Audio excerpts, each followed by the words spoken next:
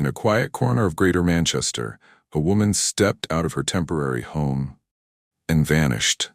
There were no headlines, no sirens, no urgent search parties, just silence. Her name was Rania Alayed, a mother of 3, a Syrian refugee, and a woman who had finally dared to break free from years of abuse and control. After escaping a coercive marriage, she was rebuilding her life. She enrolled in college, learned English, fought for custody, and for the first time in a decade, she was free. But on a summer evening in June 2013, she walked into a flat in Salford to drop off her children. She was never seen again. Her husband would later be caught on CCTV wearing her clothes, impersonating her in a sick attempt to fool the world. Her body? Hidden. Her voice? Silenced. Her digital presence? Hijacked by the very man she had escaped. It would take nearly 12 years, a prison confrontation, and her son's determination to finally uncover the truth. This isn't just the story of a missing woman. It's the story of how justice can be delayed, denied, and rediscovered.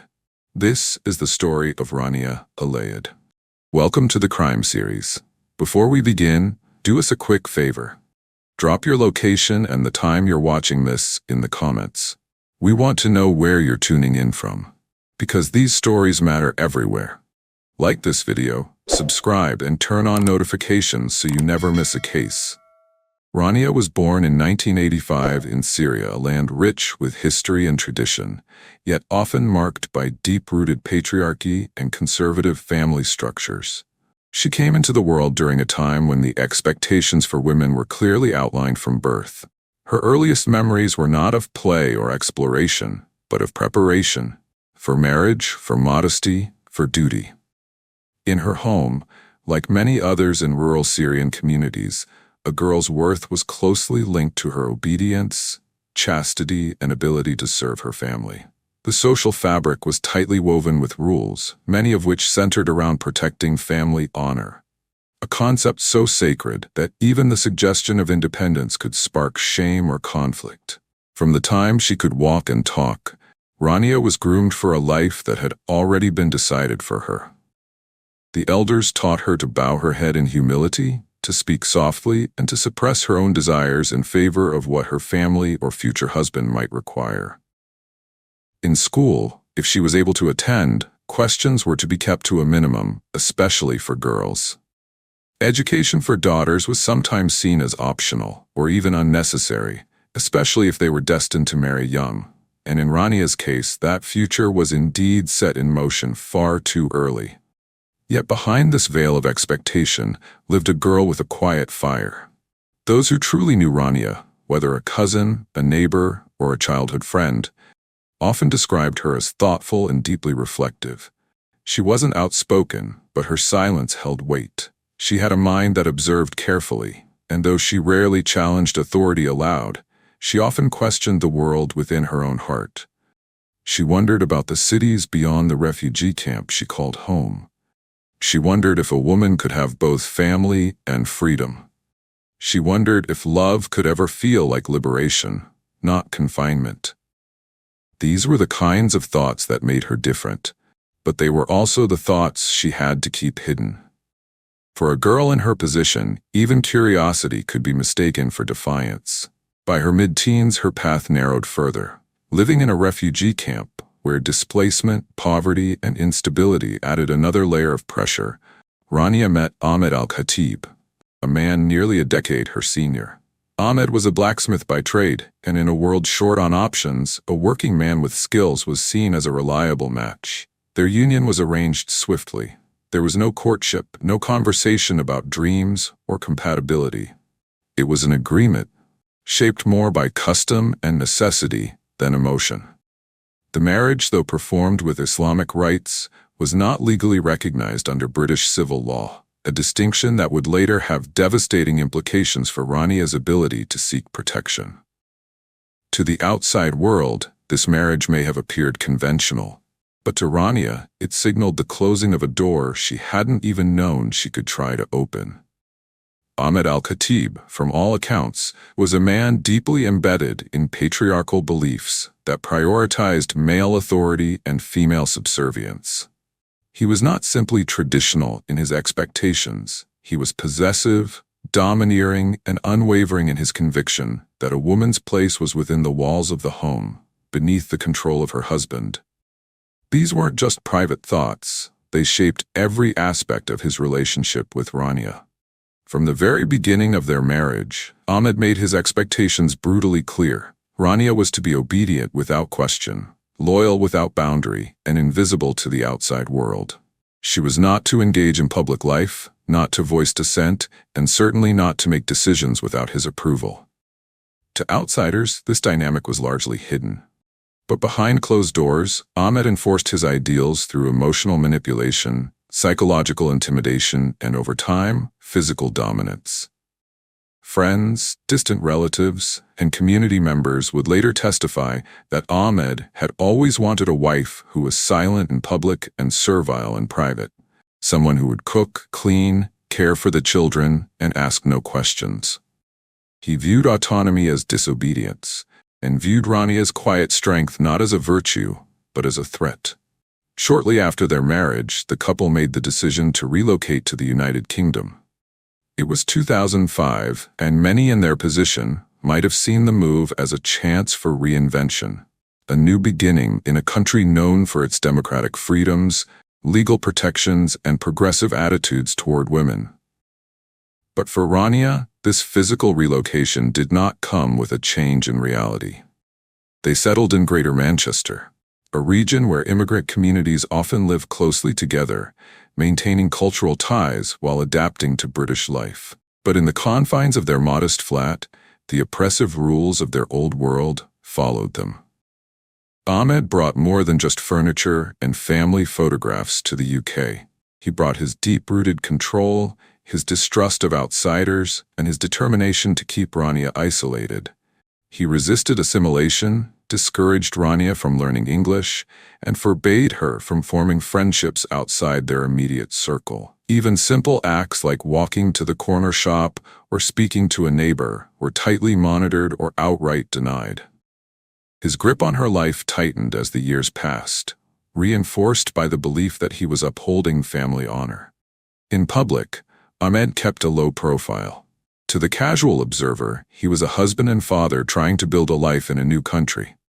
But those who knew the couple closely, though few ever saw them together, understood that Rania's life was not her own. She was cut off from meaningful interaction with the world beyond her doorstep, her daily existence reduced to servitude and silence. Ahmed's control was not loud or violent in the open. It was steady, calculated, and relentless, a quiet suffocation that wore down Rania's spirit year by year. What made it even more insidious was the cultural silence surrounding it. In tightly knit communities, especially those balancing traditional values with modern environments, abuse can be difficult to name, let alone report. Rania was expected to endure, to stay, to be patient, to be a good wife, even if it meant sacrificing herself in the process. And for a time, she did. In the UK, Rania gave birth to 3 children over the span of several years. Becoming a mother deepened her sense of purpose, but also intensified the isolation she experienced. Her world revolved around her children. They became her joy, her comfort, and later, her reason for resistance. But even in motherhood, Ahmed's control remained unyielding. He dictated when and how she could leave the house. He discouraged friendships and forbade her from working or studying outside the home. She lived under constant surveillance, emotionally, psychologically, and often physically. Ahmed didn't need cameras. His presence was enough.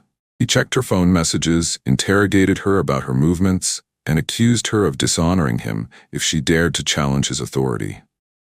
Neighbors described the family as private, often saying they rarely saw Rania on her own. Behind the veil she wore and the modest smile she sometimes gave in passing, very few knew the struggle she endured. Inside their flat, she was not free. As the years passed, Rania slowly began to see a life beyond the walls of her marriage. Still, the cost of leaving a marriage in tightly knit immigrant communities can be devastating. In such environments, women who assert their autonomy are often shunned, vilified, or worse. Rania knew that leaving Ahmed would not only provoke his anger, It would also bring shame upon her in the eyes of her community. But despite the risks, her resolve deepened. By 2012, after nearly a decade of enduring a marriage built on control, fear, and isolation, Rania Alayed made a choice that would redefine the rest of her life. She fled, taking her 3 young children with her. Then, just ages 9, 5, and 3, she left behind the oppressive household in which she had been emotionally and physically confined. It was not just a bold act, it was a dangerous one. For women like Rania, who come from tightly knit, patriarchal communities, leaving a marriage is often seen as a betrayal, not only to a husband, but to an entire extended family and culture. But she did it anyway. That single step from captivity to freedom marked the beginning of a slow, fragile attempt to reclaim her autonomy. Rania found initial refuge in a women's shelter, a hidden, guarded location that protected vulnerable women and children escaping abusive homes. Inside, she was finally free to breathe without being monitored. She could speak without being interrupted. She could think, plan, and begin to imagine a life beyond fear. But survival was only the first goal.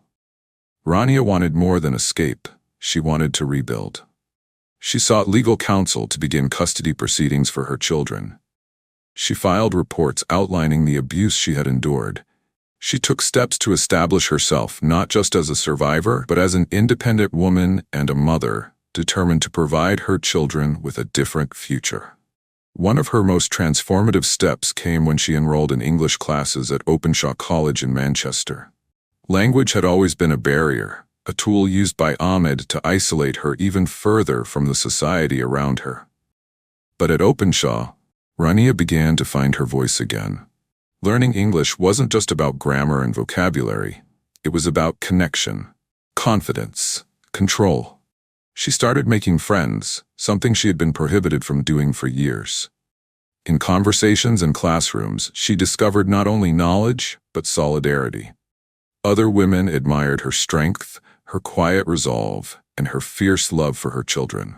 Friends she made during that period would later describe her as a woman of striking humility and intelligence. She wasn't loud, nor did she demand attention, but her presence was firm, her eyes reflective, and her intentions unmistakable. She was dedicated to her children in a way that made everything else secondary. Her dream wasn't to live extravagantly, it was simply to live in peace. She wanted her children to grow up free from fear, to study, to laugh, to build friendships, and to believe in themselves. She wanted her daughters especially to know that submission wasn't the only path, that strength could be soft and freedom could be found, even if it had to be fought for. Yet, despite all her efforts to start anew, Rania remained tethered to the very man she had escaped. Ahmed Al-Khatib, her estranged husband, still held legal and emotional leverage over her. They shared not just memories and a marriage certificate, but children. And through those children, he retained a shadowy presence in her life. Every co-parenting discussion, every custody negotiation, every exchange of the children kept a window open between them. But while Rania approached these moments with caution and responsibility, Ahmed's motivations were far more sinister.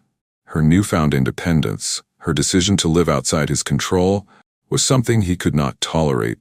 In his worldview, her departure was not just a loss, it was an insult, a humiliation. And humiliation, in certain circles, must be avenged.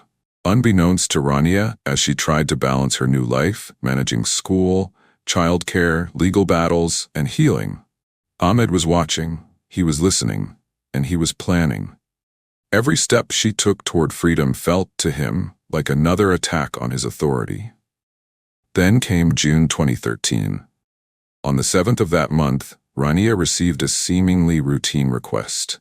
Ahmed asked if she could bring the children to his brother Mohammed's flat in Salford. The stated purpose was familiar, to hand over the children for a weekend visit. On the surface, it seemed like a reasonable arrangement, especially since Ahmed and Rania had managed similar handoffs in the past without incident. And given that custody proceedings were still ongoing, Rania likely wanted to show she was cooperating in good faith. She had every reason to believe this was part of a court-compliant exchange. Mohammed's flat, located at Arthur Millwood Court in Islington, Salford, had been used by the family before. It did not immediately raise suspicion. Rania, ever mindful of her children's right to maintain a relationship with their father, agreed to the meeting. She gathered her children, perhaps packing a small bag with their clothes, and made her way to the flat. She could not have known she was walking into a trap. Behind the walls of that flat, a plan was already in motion. Mohammed, acting under the direction of his brother Ahmed, had cleared the home in advance. His own partner and children had been sent away, ensuring that the space was quiet, private, and controlled. It was no spontaneous decision. It was premeditated. From the moment Rania stepped inside, her fate had already been sealed.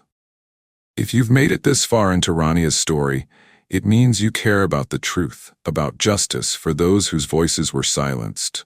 These aren't just stories. They're real lives, real pain, and real failures of protection. Please consider liking this video to help more people discover Rania's case. Subscribe for more in-depth true crime documentaries that give voice to the unheard. And don't forget to hit the bell icon so you never miss a new release. Rania entered the flat in Salford around early evening on the 7th of June 2013. It was a moment that seemed, on the surface, like any other parenting exchange, routine, even unremarkable. But beneath the surface, an insidious plan had already been set in motion. Approximately 45 minutes after Rania arrived, Mohammed was seen leaving the premises, but not alone. He exited the property with Rania's 3 young children in tow. Strikingly, Rania was not with them. For those watching from outside, the absence may not have immediately raised alarms. After all, it wasn't unusual for a father or uncle to take children for a visit. But behind the flat's closed door, something irreversible had already occurred. Shortly after Mohammed's departure, Ahmed Al-Khatib left the flat as well, but not in any ordinary fashion. Surveillance footage and later court testimony would reveal a chilling deception. Ahmed was dressed in Rania's clothing, including a long headscarf, mimicking her appearance in a calculated effort to deceive. His intention was clear and sinister: to create the illusion that Rania had walked out of the flat alive. It was a desperate but deliberate attempt to manipulate any potential witnesses, CCTV, or neighbors, who might later report seeing someone they believed to be Rania leaving the flat of her own accord. What followed was the second phase of a gruesome cover-up. Ahmed returned to the property not long after, but this time the flat no longer held the living woman he had once controlled. Instead, Rania's lifeless body was carefully placed into a suitcase. It was a method chosen not just for concealment, but also for ease of transport. With grim efficiency, the suitcase was moved to Mohammed's motorhome, a vehicle capable of transporting a body discreetly out of the city. From there, the motorhome left Greater Manchester behind. It traveled north, eventually reaching a lay-by along the A19 near Thirsk in North Yorkshire, though the exact burial spot remained a mystery for over a decade. But Ahmed didn't stop at disposing of the body. With Rania physically gone, he turned his attention to erasing her digitally. He accessed her phone, logged into her social media accounts, and began sending carefully worded messages to her friends and family. The narrative he pushed was simple but devastating. Rania had left the UK voluntarily, moved to Turkey, and wanted to start a new life free of all ties. He even claimed she was remarrying. The messages were crafted to sound like her voice, mimicking her tone and phrasing. For those who knew her well, something may have felt off, but there was nothing definitive to raise immediate suspicion. This wasn't a one-off deception. Ahmed kept the charade going for days, even weeks. He timed messages to coincide with moments when concern might have peaked. He continued impersonating her, monitoring reactions and adjusting his lies as needed. His brother Mohammed also played a key role in the ruse, handing off Rania's mobile phone to a friend who was traveling to Turkey. That friend was instructed to send a message to Rania's father, reinforcing the illusion that she had indeed relocated abroad. It was a calculated move designed to add credibility to the story, suggesting phone activity and location consistency with the narrative Ahmed had fabricated. In the early days, the deception seemed to work. Some family members and acquaintances were initially reassured, but slowly, inconsistencies began to surface. Rania had appointments she never missed. Her solicitor couldn't reach her. Her support worker noticed the silence, and, perhaps most tellingly, her digital footprints, no matter how carefully manipulated, couldn't disguise the fact that they were all originating from the same place, Manchester.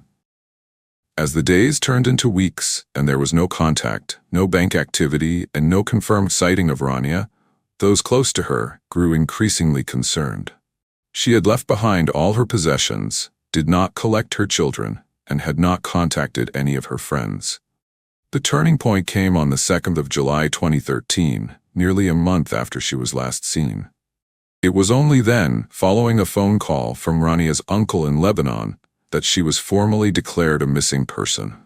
This critical delay, nearly 4 weeks long, allowed the perpetrators to widen the gap between the event and the investigation. Evidence had been lost, trails had gone cold, and the opportunity to gather early forensic leads was already slipping away. Nevertheless, police began to dig deeper, and as they followed the inconsistencies, they began to unravel the truth. Rania had not disappeared voluntarily. She had not moved to Turkey, and her digital communications were nothing more than echoes crafted by the man she had escaped. On the 3rd of July 2013, detectives with Greater Manchester Police brought Ahmed Al-Khatib, the estranged husband of Rania Alayed, in for formal questioning.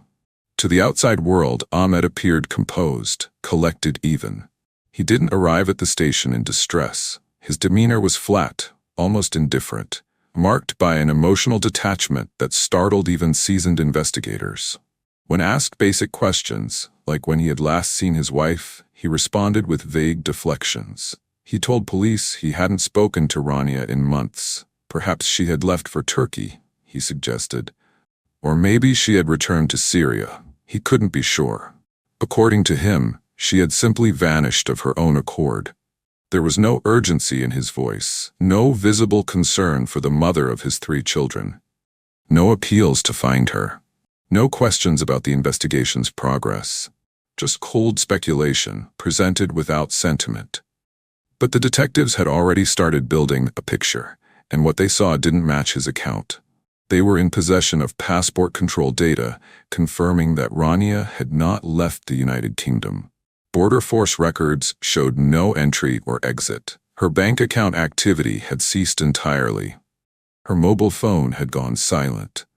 She had missed multiple appointments with her solicitor, as well as scheduled meetings with social services related to her custody case. This was deeply out of character for Rania, who had been meticulous and consistent in her efforts to rebuild a stable life for her children. And then there was the matter of the social media messages. In the days following her disappearance, several friends and family members received texts and Facebook messages from what appeared to be Rania's account. The messages stated she had left the UK to start a new life. One message even claimed she had gotten remarried. For a brief moment, these digital traces provided false comfort to some, suggesting she was safe, albeit far away. But technical analysis told another story. Forensic IT specialists traced the IP addresses linked to these messages. None of them originated from Turkey, none from Syria. All of them were logged from locations in and around Manchester, many from areas in close proximity to Ahmed's residence. Additionally, Rania's email login times and device history pointed to domestic access, not international travel. These weren't messages sent by a woman fleeing for freedom. They were the digital footprints of an impersonator. Someone desperately trying to maintain the illusion that Rania was alive and abroad. The deception was unraveling, and investigators believed they knew exactly who was behind it. The very next day, on the 4th of July 2013, Greater Manchester Police made their move. Ahmed Al-Khatib was arrested on suspicion of Rania's disappearance. By that point, detectives had begun treating the case as a potential homicide. Too many indicators pointed to foul play. Authorities also believed that Ahmed had not acted alone. The precision of the digital smokescreen, the logistics of body disposal they suspected had occurred, and the role of his siblings in providing misleading information, these were all under investigation. The case was now expanding, reaching beyond just one man's lie into the deliberate orchestration of a cover-up. Shortly after Ahmed Al-Khatib's arrest in early July 2013, a development emerged that sent ripples through the investigation team, something they hadn't anticipated so soon. His younger brother, Ahmed Al-Khatib, came forward on his own. Voluntarily contacting police, Ahmed agreed to speak under formal caution. During the interview, his demeanor was reportedly calm but conflicted. When pressed about Rania's disappearance, he did not attempt to fabricate a new alibi or cling to the illusion that she had left the country. Instead, he gave a quiet, chilling admission. Rania was dead. He admitted, point blank, that Rania Alayed had been killed and her body had been buried, deliberately and secretly, near a lay-by along the A19 in North Yorkshire. It was a stark and sobering shift in the investigation. Until that point, much of the case had been built on circumstantial behavior and digital manipulation. But now they had a direct confession and a location, albeit vague. Shortly thereafter, Ahmed Al-Khatib was reinterrogated. When confronted with his brother's statement, Ahmed did not deny it. Instead, he corroborated the account, confirming that Rania's remains had indeed been transported from the flat in Salford and buried somewhere outside of Thirsk, a small market town off the A19. While neither brother could provide precise GPS coordinates or detailed maps, both of their statements consistently pointed to the same general corridor, a stretch of road characterized by thick hedgerows, occasional woodland, and sparsely used laybys that offered enough cover for a clandestine burial. With that dual confirmation, the police transitioned into a new, far more complex phase of the investigation. What had started as a missing person case and then escalated into a homicide inquiry was now evolving into one of the most logistically intensive land searches in the region's recent history. A multi-agency task force was immediately assembled. Greater Manchester Police partnered with North Yorkshire Police, who had jurisdiction over the suspected burial zone. Recognizing the vast and rural nature of the terrain, the operation expanded further. The Royal Engineers and Royal Air Force were brought in to assist with both terrain analysis and heavy ground excavation, using military-grade equipment and technology.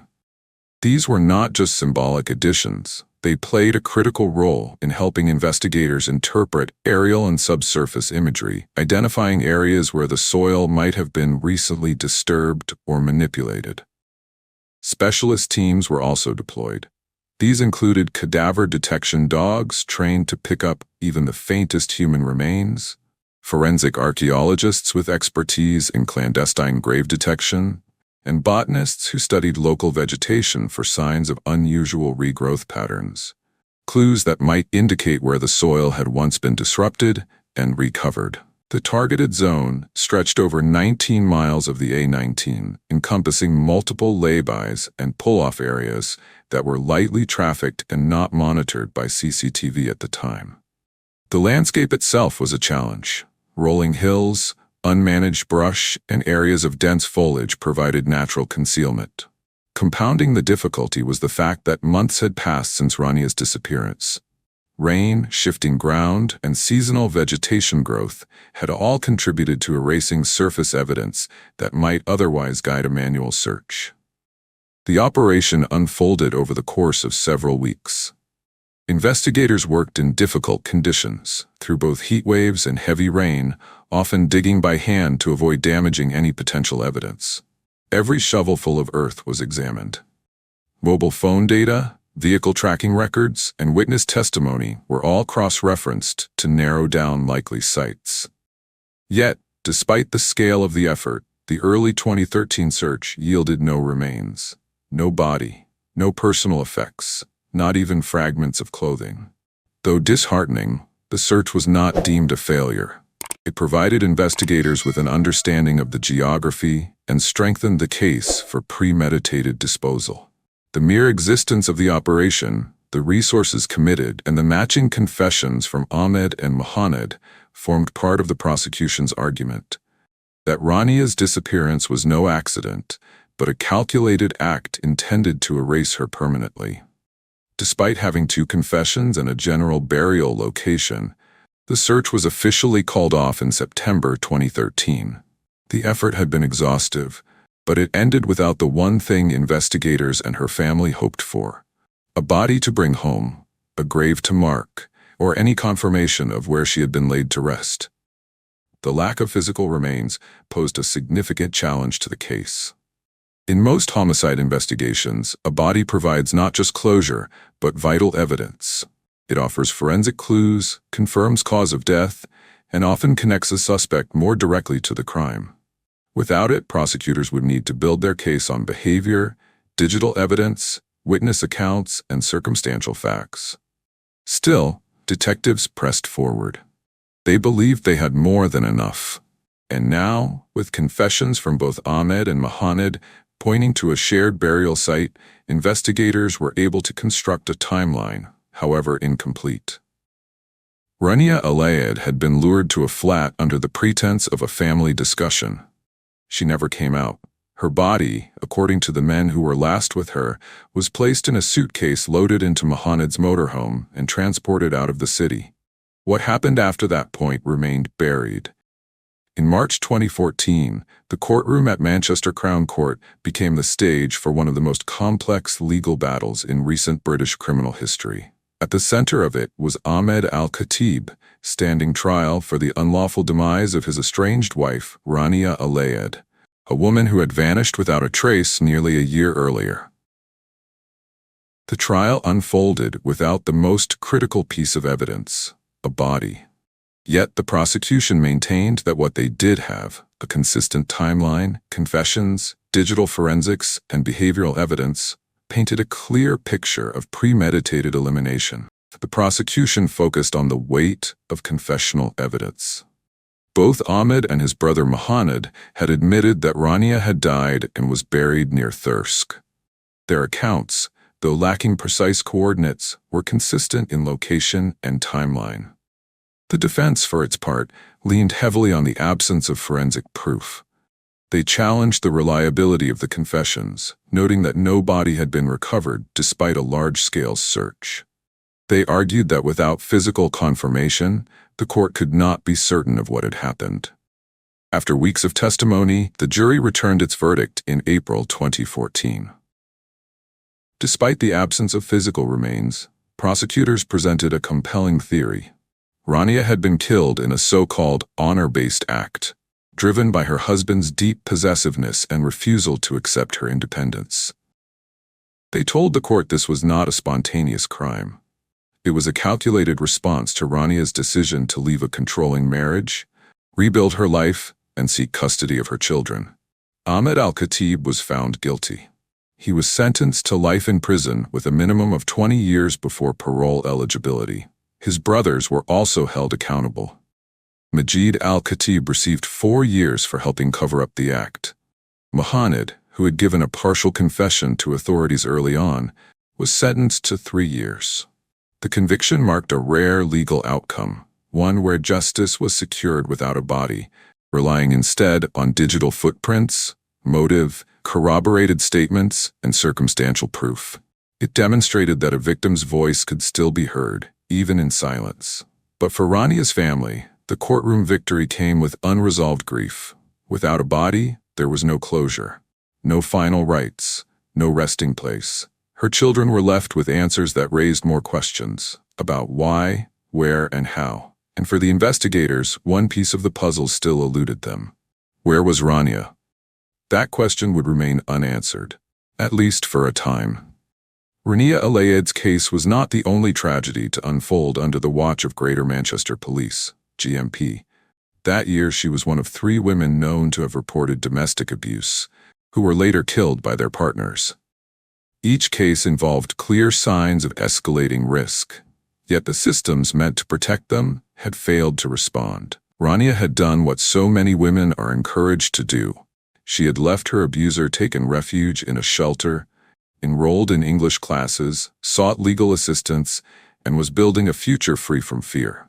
But she had also disclosed ongoing threats from her estranged husband, Ahmed Al-Khatib, and despite those warnings, protection never came. The failures in her case triggered a lengthy investigation by the Independent Police Complaints Commission, IPCC.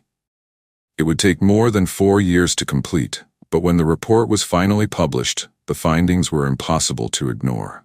The IPCC described very serious concerns and identified recurring systems issues in GMP's handling of domestic violence. In Rania's case, they noted that risk assessments were poorly conducted, communication was fragmented, and frontline officers missed or misunderstood key warning signs. What should have been seen as a high-risk situation had not been treated as such. Several GMP personnel involved in managing Rania's case were subjected to internal review. The IPCC ultimately found their performance to be either poor or unsatisfactory. Still, none were disciplined for misconduct. There were no suspensions, no terminations, no formal accountability. To many, this outcome was as troubling as the crime itself. It raised questions about how seriously domestic abuse is treated by law enforcement, and what structural changes, if any, would be made to prevent future failures. For Rania's advocates and loved ones, it was another wound, knowing that she had asked for help and was left alone in the face of real danger.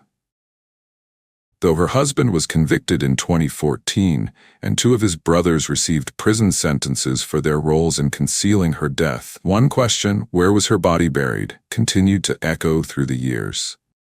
Then, more than a decade later, a new chapter began. In February 2025, a quiet yet determined effort unfolded on a remote stretch of the A19 near Thirsk, North Yorkshire, an area that had long been at the center of a tragic mystery. North Yorkshire Police, acting on newly reviewed intelligence and refined forensic mapping techniques, initiated a targeted excavation at a lay-by that had been previously searched multiple times without success. It was a location repeatedly named in the chilling confessions of Ahmed Al-Khatib and his brother Mohammed, the place where they had claimed Rania Alayed's body had been buried. But this time was different. This time, the search was not broad or speculative. It was methodical, data-driven, and guided by fresh information that had come directly from Rania's eldest son, Yazan Khatib. Now an adult, Yazan had spent years struggling with questions no child should have to carry. At age 18, he had confronted his father in prison and asked for the truth. Ahmed had circled a spot on a map, an area just off the A19, where he claimed his wife Rania had been laid to rest nearly 12 years earlier. Yazan, determined to end the silence surrounding his mother's fate, relayed this information to Greater Manchester Police. In late 2024, following additional interviews and cross-verification, Ahmed was taken out of prison under supervision and shown the area again. This time, investigators believed he was telling the truth. His directions were precise. The urgency and sincerity in Yazan's voice compelled police to authorize a renewed search in coordination with North Yorkshire teams. By early February 2025, the operation was underway. Specialist teams assembled, among them forensic archaeologists, cadaver recovery experts, geophysicists, and botanists. They brought with them ground-penetrating radar, soil analysis tools, and canine units trained to detect human remains. This was one of the most advanced forensic digs ever conducted in the region, carried out with meticulous care. The soil was examined for unnatural compression patterns. Roots and surrounding vegetation were studied for signs of previous disturbance. Every inch was scanned, every anomaly probed, and then within days, a discovery was made. Human remains were unearthed, fragile, time-worn, but unmistakably present. Investigators quickly announced that they believed the remains almost certainly belonged to Rania Alayed. While formal DNA testing and forensic confirmation were still pending at the time of reporting, the evidence, both circumstantial and spatial, left little room for doubt. The remains were found exactly where Ahmed had said they would be. It was a moment long awaited, yet nearly impossible to process. For law enforcement, the discovery was the culmination of years of relentless effort. For Rania's family, especially her children, it marked the end of a long, agonizing chapter of not knowing. It meant closure after over a decade of speculation, false hopes, and dead ends. It meant no longer having to wonder whether she might one day be found, or whether the truth of what happened to her would remain buried forever. And for Rania herself, though she could not speak, it meant something profound, a chance at dignity. Her loved ones would finally have a place to mourn. Her children, now grown, could lay flowers at a grave instead of imagining one. They could perform the Islamic rites she was denied in life, offer prayers at a known resting place, and remember her not through court documents or archived interviews, but through quiet moments of reflection at a site that now holds her truth. The discovery also reawakened public conversation about the broader meaning of her case. Rania Alayed had not simply been the victim of domestic violence. Her murder was ruled an honor killing, an act rooted in patriarchal control, cultural rigidity, and obsessive possession. Her death revealed the terrifying reality of how coercive control, systemic neglect, and cultural silence can merge into fatal consequences. Rania reported abuse. She obtained a non-molestation order, yet no effective protection was granted. The same system that advised her to leave also failed to shield her once she did. Her story continues to echo across the UK, reminding all who hear it that justice is not only about punishment, it is about remembrance. And after 12 years of uncertainty, Rania Alayed may finally rest, not as a statistic, not as a case file, but as a woman, a mother, and a soul finally laid to peace. If Rania's story moved you, let it not end here. Share her name, talk about coercive control, speak out against honor-based violence, and support organizations working to protect women and children fleeing abuse. Because for every Rania, there are others still waiting to be heard, and still fighting to be free. Don't let their silence be their legacy. Let it be a call for change. Subscribe to this channel for more real stories that deserve to be heard. Leave a comment to honor Rania's memory, or to raise awareness about someone you know. Like and share this video to help others learn what justice, silence, and courage really mean. Because for every Rania, there are others still waiting to be heard, and still fighting to be free. Don't let their silence be their legacy. Let it be a call for change.